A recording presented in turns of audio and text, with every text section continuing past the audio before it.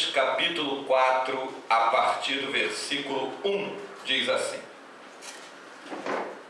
Pelo que tendo este ministério, segundo a misericórdia que nos foi feita, não desfalecemos.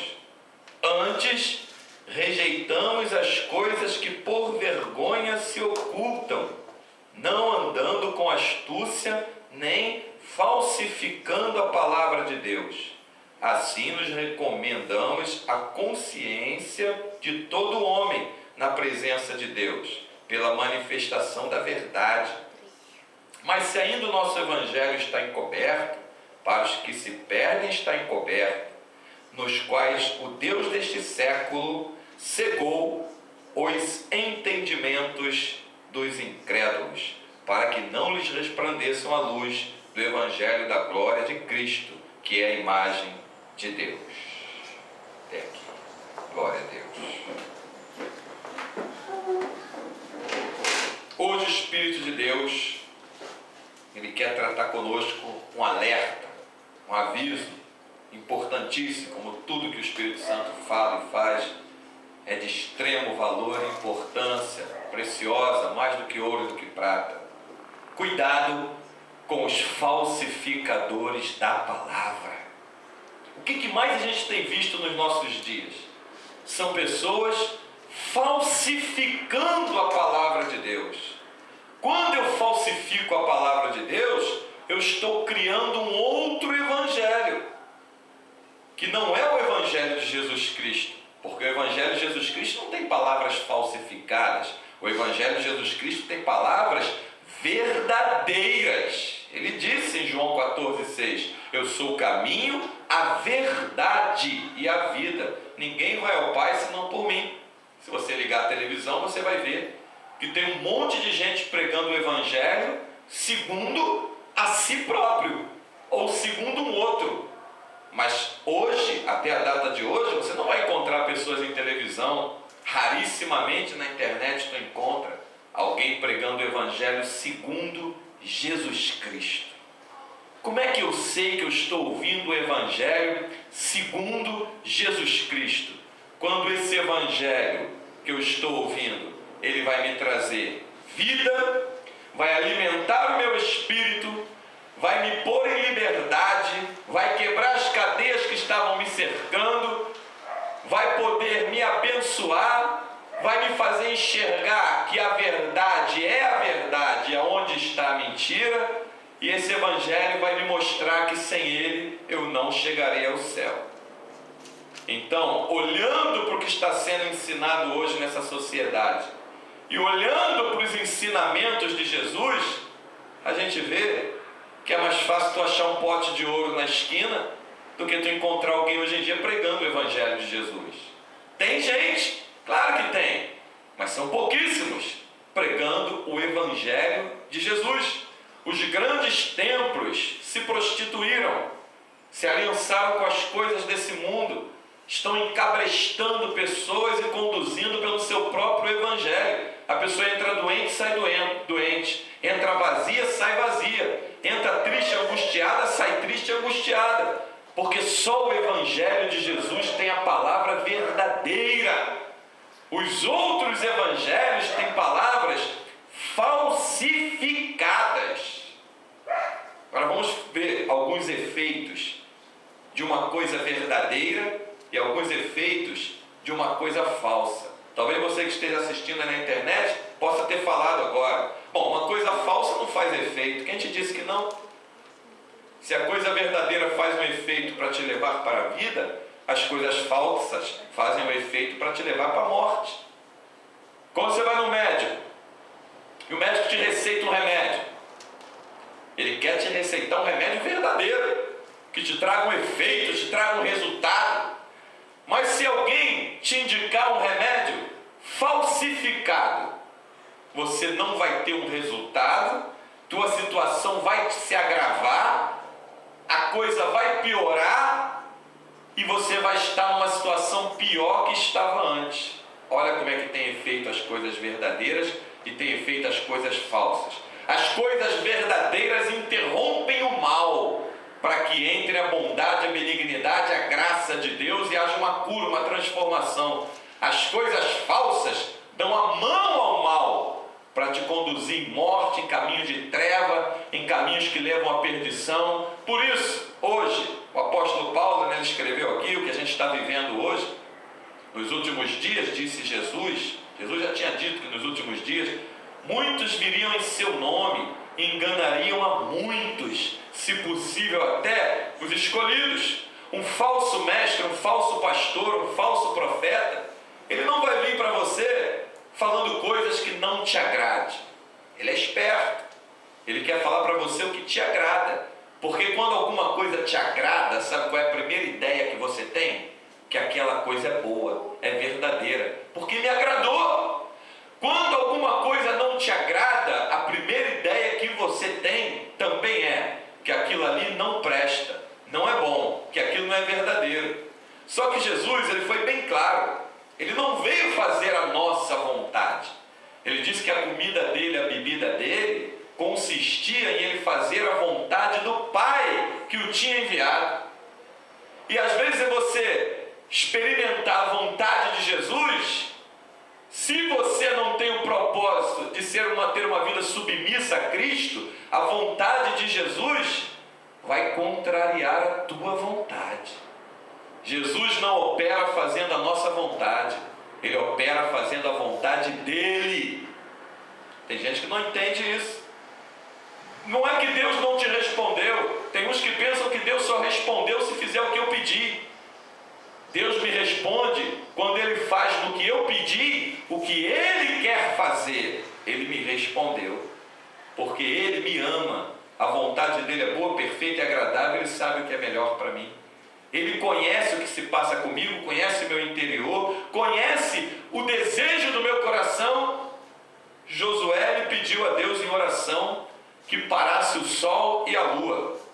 Só que o sol e a lua não se movem, eles estão parados. O que está girando em torno dele é a terra. Deus atendeu o que Josué pediu? Não. Senão, a oração de Josué não era de acordo com o pedido, parar sol e lua. Ele queria um dia mais extenso. Deus fez a vontade dele no que Josué pediu. Eu vou parar a terra. Parando a terra, o dia ficou mais longo, porque o sol e a lua já estão parados. Deus faz o melhor para nós quando a gente pede que a vontade dele seja feita em primeiro lugar, como Jesus ensinou em Mateus 6, na oração do Pai Nosso. Pai nosso que está no céu, santificado seja o teu nome, venha a nós o vosso reino, seja feita a tua vontade, assim na terra como no céu. Mas para conhecer e confiar na vontade de Deus, tu tem que adquirir intimidade com Ele. Porque quanto mais íntimo você se torna de Deus, mais você vai confiar e querer a vontade de Deus, mesmo quando aos teus olhos parece que as coisas estão dando errado. Não tem como você ou eu avaliar se as coisas estão dando errada, porque o resultado final quem conhece é Deus.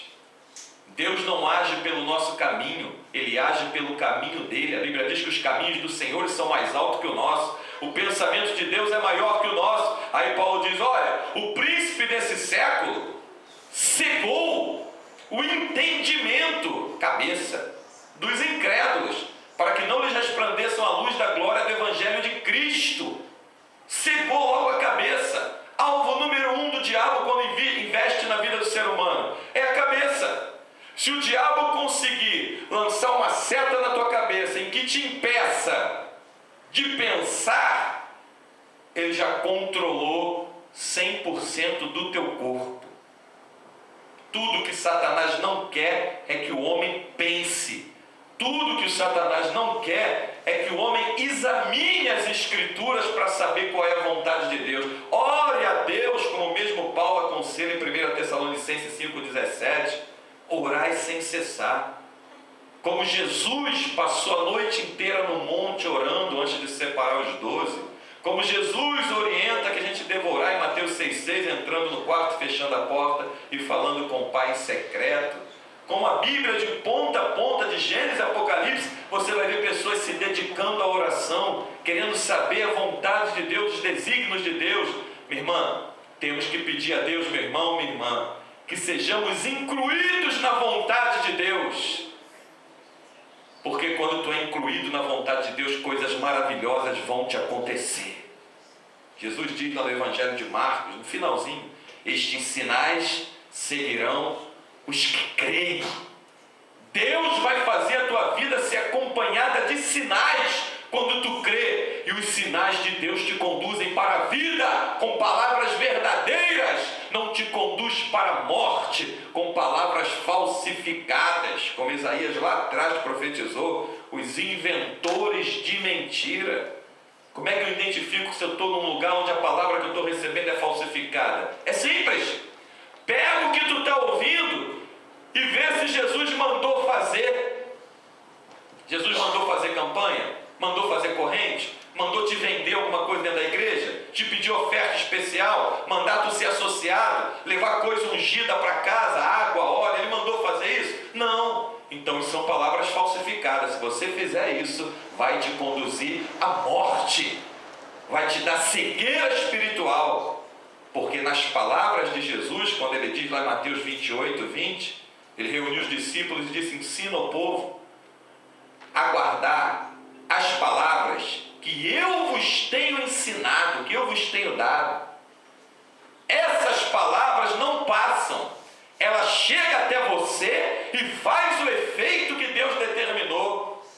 Hebreus 4,12, a palavra de Deus é viva e eficaz, e mais penetrante que espada alguma de 2 fios, penetra a divisão da alma e do espírito, de juntas e medulas, e é apta para discernir as intenções do pensamento e do coração do ser humano. Ela penetra, a palavra penetra. Aí em Mateus 24:35 Jesus falou: olha, os céus e a terra passarão, mas as minhas palavras não hão de passar, porque se Deus lançar uma palavra na minha, na tua direção, todas as coisas à nossa volta podem se modificar, mas os desígnios de Deus, o propósito de Deus, a palavra de Deus, a vontade de Deus não muda.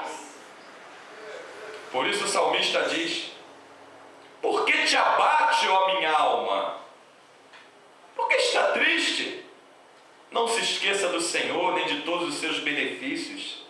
Não deixe a tua alma se abater, porque o que Deus te prometeu, Ele vai cumprir. Ele é fiel. O príncipe desse século cegou o entendimento dos incrédulos. Então os incrédulos precisam de alguma coisa palpável na mão para achar que a vitória está naquilo que está segurando. Mas os crentes que têm a mente acesa pela palavra, que têm a mente aberta e liberta, só precisamos ouvir a voz, a palavra do nosso Deus, para ter certeza que a vitória é certa. Não precisamos vê-lo e nem precisamos pegar nada na mão, basta ouvir a sua voz, porque o nosso Deus é Espírito. João 4:24. Importa que os verdadeiros adoradores o adorem em espírito e em verdade. Então o que você está ouvindo por aí? São palavras falsificadas que estão afundando a tua vida mais ainda? Ou são palavras verdadeiras que brotam do Espírito Santo de Deus, da vontade do Pai? Quando você começa a se examinar, o Espírito Santo te examina. Quando tu examina as Escrituras, o Espírito Santo te examina. Porque é dentro de você, dentro de mim, que o Espírito Santo deposita a palavra dele. Antes de você morar numa casa, você já traz os teus móveis, traz tua bagagem, traz tua mobília e bota lá dentro, abre a porta e bota? Duvido. Você primeiro vai na casa, olha a casa, analisa ponto por ponto da casa, quer saber da estrutura da casa, quer saber quantos cômodos tem na casa, quer saber da chave da casa, o portão, o telhado, onde que está o registro de água, o gás, onde que está o banheiro, onde é que está a cozinha, onde que está a sala. Você examina a casa inteirinha antes de trazer a tua mudança. Quando o Espírito Santo quer operar mudanças em nós, Ele examina como é que está a tua casa, a tua vida. Ele examina o que você está crendo. Está esmorecendo? Não. Eu não vou morar numa casa, eu não vou investir numa casa que os alicerces estão comprometidos. Vai desabar a qualquer momento. Deus não vai investir em alguém que no dia seguinte se desvie. Deus não vai investir do seu tesouro, dos seus bens preciosos, naquela que não está firmado na rocha. Porque é firmado na rocha, como diz as Escrituras, que vem a onda do mar, vem as ventanias, bate sobre a casa, mas a casa não cai, porque está firmada na rocha. Deus não se importa com a beleza da casa, Ele se importa onde que a casa está firmada. Deus não investe em mim e em você por aspecto físico, mas por conteúdo espiritual, por aquilo que temos absorvido da parte do Senhor. E para você absorver da parte do Senhor, o teu espírito, a tua mente, a tua alma, o teu entendimento tem que estar vivo, tem que estar aceso, tem que estar liberto. Lâmpada para os meus pés e luz para o meu caminho, a tua palavra, Salmo 119, versículo 105. Que aí quando tu tem lâmpada na tua frente, quando tu está enxergando o caminho, tu valoriza os passos que você vai dar. Você dá valor à oração na madrugada. Você dá valor à oração no amanhecer, dá valor à leitura da palavra, dá valor a obedecer o que Jesus fala. E quando alguém quer te apresentar alguma coisa falsificada, você despreza, você rejeita, porque sabe que ali tem morte na panela. Como Eliseu estava juntamente os jovens, filhos dos profetas que desceram das montanhas, prepararam ervas para comer, e no meio das ervas alguém colou quintidas, que são um tipo de ervas daninhas, ervas malignas, venenosas. E quando alguém foi experimentar, olhou e viu, olha, tem morte na panela. Eliseu simboliza o Espírito Santo. Sem o Espírito Santo anular o efeito do mal, primeiro o Espírito Santo, ele limpa da nossa vida tudo o que é mal, para depois encher do que é bom, do que é dele, do que é verdadeiro. Deus não opera no meu erro, Ele opera no meu arrependimento. É aí que Deus opera. Deus não opera na minha vida de iniquidade. Deus opera quando eu confesso e abandono o pecado. Então o Espírito Santo, ele entra e me limpa. Depois ele vem, ele mora e traz o que é dele. Por isso João Batista apareceu no cenário de Israel pregando arrependimento. Depois veio Jesus logo em seguida pregando arrependimento. E a palavra número 1, a palavra-chave que vai te dar a porta para entrar no Evangelho, se chama arrependimento. Sem se arrepender, tu não vê a glória de Deus. Então, aproveita esse dia, essa hora que você está ouvindo essa mensagem. Abandona todas as coisas falsificadas que você recebeu. Tem gente que tem um monte de idolatrias dentro da sua casa, recebida em templos chamados evangélicos. Um monte de chave, de tijolo, de copo com água, de coisas atrás da porta. Isso é do paganismo, isso é idolatria, isso é do mundo que jaz no maligno. Se no teu conteúdo não tiver as coisas de Deus, tu não recebe a visitação do Espírito de Deus. Por que que o Espírito de Deus, o anjo do Senhor, o próprio Jesus, foi ter com Gideão? Porque Gideão, ele tinha uma habilidade que é característica dos servos que Deus quer contar nos últimos dias. Gideão tinha uma habilidade de esconder aquilo que ele julgava ser precioso. E o preciosíssimo naquele tempo, para que sobrevivesse, era o trigo. Do trigo se faziam bolos, se faziam pães. Então, quando eles malhavam o trigo no lagar, separavam lá para a colheita e deixavam no sol para secar, Gideão era o primeiro a recolher o trigo e esconder. Ele não separava o trigo e deixava junto do seu acampamento. Ele escondia o trigo que ele preparava. Aí Davi no Salmo 119, verso 11 disse: escondi a tua palavra no meu coração para não pecar contra ti. Então ele escondia o trigo. Quando os midianitas desciam da montanha e saqueavam todo o arraial, só Gideão não era roubado, porque ele não deixava do lado de fora, ele escondia. Ele fazia abrigos subterrâneos para guardar aquele trigo, porque ele cuidava que aquilo tinha muito valor. E ele trouxe esse valor para as coisas espirituais. Os pais sentavam em volta da mesa antes da hora do almoço, quem dera que hoje os crentes fizessem isso com seus filhos, e falavam das coisas de Deus antes de almoçarem. Falava das leis do Senhor, do como Deus abriu o mar vermelho, como Deus libertou o seu povo da escravidão do Egito, cerca de 430 anos, como Deus supriu a necessidade do seu povo, como Deus sepultou o exército de Faraó no mar vermelho, quando ele abriu, através da vida de Moisés, como Deus abomina a idolatria, como Deus deu suas leis pela mão de Moisés. Enfim, eles começavam a pregar, e Gideão escondeu essas palavras dentro do seu coração. Aí quando Jesus vem se manifestar para escolher um libertador para Israel, aonde é que Jesus vai? Naquele que tinha conteúdo. O anjo do Senhor aparece a Gideão e fala logo: qual é a saudação? Varão valoroso. Varão valoroso. Tem valor dentro de você, meu irmão? Minha irmã, tem valores dentro de você? Só há valor nas palavras que saem da boca de Jesus, porque as palavras falsificadas dentro de você, elas vão se transformar em bichos e vão te devorar por dentro, vão acabar contigo, vão te destruir. Se tem palavra de Deus dentro de você, ouça nesse dia, ouça nessa manhã, nessa tarde, nessa noite ainda: varoa valorosa, o Senhor é contigo, porque tu tem guardado coisas dele. Aí ele disse: Senhor, mas o Senhor é conosco? Disse ele para o anjo do Senhor, o próprio Jesus. Era assim que Jesus se manifestava no Antigo Testamento. O que é feito das maravilhas que os nossos pais nos contaram no passado, de como Deus abriu o mar vermelho, como libertou o seu povo? Aí o que Jesus disse? Vou te mostrar o que é feito. Vai nessa tua força. Tu vai livrar Israel da mão dos medianitas, mas vai nessa força de trazer às memórias as maravilhas que Deus operou no passado. Minha irmã, tu poderia hoje estar embaixo de 7 palmos de terra, se Deus não tivesse investido na tua vida. Se Deus não tivesse investido na minha, eu não estaria aqui. Então levanta a tua mão e diga: eu tenho maravilhas de Deus na minha vida. Eu tenho maravilhas de Deus na minha vida, e ainda verei mais ainda a glória do meu Deus. Aleluia. Porque eu me alimento da palavra dele. Eu não engulo palavras falsificadas.